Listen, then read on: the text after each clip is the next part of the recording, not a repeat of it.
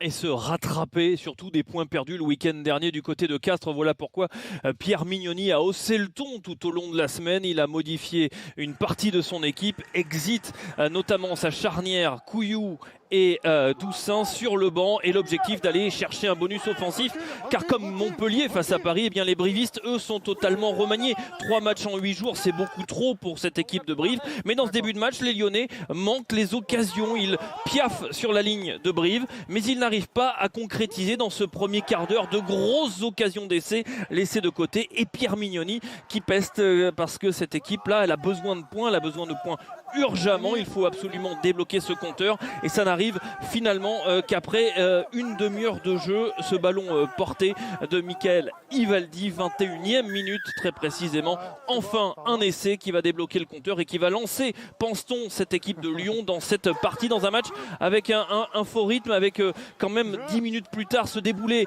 de Nakai Tassi qui reste sur le terrain. Le ballon qui va rebondir de Pélissier jusqu'à Itzhak Roda, qui va percuter Monsieur Rénal. Il reste sur le terrain, peut-être grâce à Monsieur Rénal qui décidément est au cœur du jeu et qui va valider cet essai. Mais on a surtout de l'inquiétude, car sur cette action, regardez, Thomas Larangera a été bousculé, a percuté l'épaule de Noah Nakai Tassi, une grosse commotion et un trauma cervical.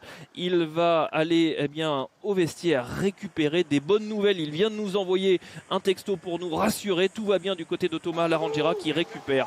On est à la pause et les Lyonnais ne mènent que 17-0. Et en début de deuxième période, il y a Léo Berdeux qui va contrer ce ballon au pied de Enzo Hervé. 3 essais à 0, 24-0 à ce moment-là. Tout roule, tout va bien pour cette équipe de Lyon. Contrat rempli sous une pluie battante dans des conditions dantesques ici à Gerland.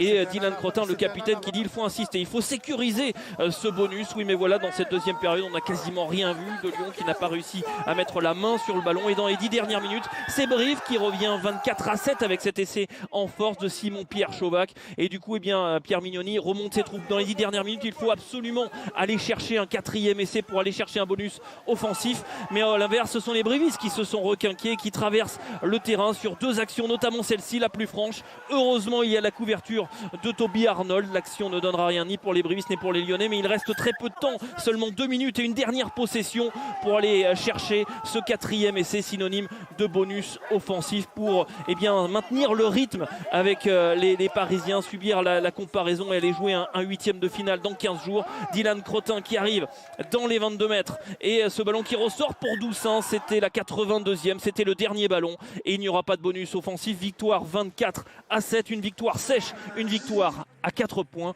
mais peut-être un point de perdu dans la course au barrage.